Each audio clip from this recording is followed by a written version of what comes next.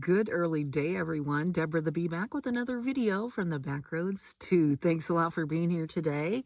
Happy TGIF. It is Friday morning, and I am at a Kansas lake. I've been here for about a week. I'm going to be here for a little less than a week longer, and I'm having a good time. It rained all last night. It's kind of chilly this morning. I don't have my Coleman one-burner stove in here to heat some water up. I might get some clothes on and jet on out there. I don't have any jackets, don't have any long-sleeved anything, don't have any pants in here. Just have my, well, my little throw here. So I thought I would do a video today and just say hello. There's not going to be anything of substance probably in this video today, so we'll just shoot the shit, as they say. I want to thank everyone that watched the second to the last video. I think the last time I looked, I almost had 500 views on it, so that's really cool. Sadly, a lot of people can relate to the lone wolf mentality. Now, the last video was a little bit different. It was kind of a balanced view of that. And taking responsibility for the things that have happened. Maybe, your share of the responsibility of whatever's happened and wherever you're at as far as your solodom, let's say. So today I thought I'd bring in a couple of additional farm animals, I suppose, or wild animals. The black sheep and a scapegoat. I think that you can easily become a scapegoat if you are a lone wolf or if you were the black sheep, because generally someone that's a lone wolf was once a black sheep and they became a wolf. Interesting. They say wolf in sheep's clothing.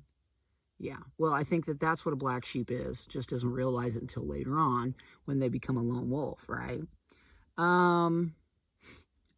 Scapegoating, let's talk about that. Because I think there's like 3 things that you have to possess within yourself and your personality for you to be the scapegoat.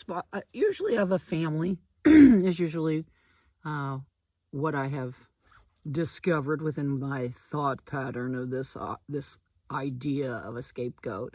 I was a scapegoat for our family.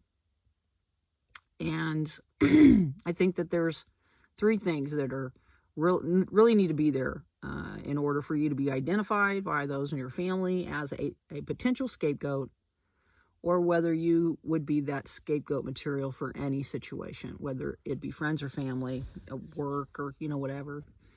So one of the things, the number one thing I think that's most important for you to possess as far as a trait in order to be a good scapegoat, that would be empathy. That you empathize with the individuals that are doing whatever they're doing, whether you understand it or know it or not. Generally, you trust the wrong people. You empathize with them. You try to put yourself in their shoes. So, yeah, empathy would be one of the first things that if you empathize with these individuals, because oftentimes you can't be that scapegoat your entire life.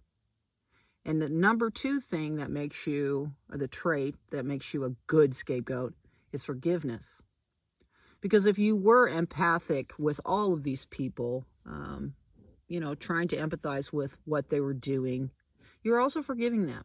And most of the time, they've done it more than one time. Whatever it is that they're doing, they just know that they're going to be able to get away with it. They know you're not going to probably say anything because you're that kind of a person, and that you're very forgiving. When I speak of the forgiving, then that moves into this 3rd trait that's sad, but it often is the case. There's often abuse in the backgrounds of those that a family decides to mark as a scapegoat in the family. The abuse can be anything, but usually years later, especially if you become an adult and, oftentimes the family's little secrets, do you know what I mean? Whether it be physical abuse, emotional abuse, psychological abuse, or sexual abuse, that abuse can be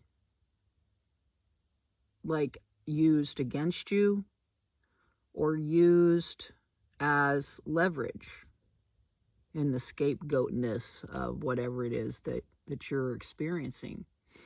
I think those three things. And also, we might as well throw in the black sheep. If you're a black sheep within the family, that can also can make you a prime target to be a scapegoat as well. Black sheep's going to be, you know, the person that's not going along. They're not get along gal or get along guy. They don't think the way the rest of the family thinks. And this could be in any situation. It could be like you're a college kid at school, and you don't think the way everybody else thinks. You could be working somewhere. You're not really thinking the same way that other people think at work. You just have your own mind and your own ideas. And this black sheep, that's what's so interesting, because the black sheep usually kind of sets up away from the herd or the crowd. And that's when you start to really feel this lone wolfness. Because usually the black sheep believes in what they believe. They're very passionate about what they believe. Passionate enough to stand up for it. And the thing is it's interesting because those same people are the ones that are scapegoated. And they don't usually stand up for themselves within this family dynamics. And oftentimes haven't all throughout the years, which makes them an easy target and easy pickings for whatever it is that that's happening. The crappy part about the scapegoat thing is that these individuals that are the ones that are scapegoating the individual, which could be you, they plan this shit. They plan it out. They like every step of the way, they plan this out. Who does that? What kind of people do that? Do you sit around and plan things? Like, if so-and-so does that, then so-and-so is going to do this, and then that's going to happen. And then so-and-so is going to jump in, and next thing you know, we got like 5 or 6 people all on this one person, and this person didn't even do anything. It was just something that was put out. Oftentimes when I'm, like, if I take a job and I realize that it's not working, right? And it oftentimes has to do with this interdepartmental crap, you know, just all human beings do. But if I am somehow involved, generally I hear about it, I will put out information, especially to somebody that I know won't keep that information confidential. I always like to make sure that if they're going to do this stuff and play these games, that I'm going to go ahead and throw my cards on the table in a way, in a kind of covert way. And I usually put out information that I want to get around so that influences their game, as they say. But no, I thought I'd talk about a little bit more about this lone wolf mentality, the scapegoat in the family. The black sheep oftentimes is what you are prior to becoming a lone wolf. It is so interesting when you think about all these things and you talk about them. Sometimes it's scary to talk about them, because when you talk about them online, it can trigger people, you know?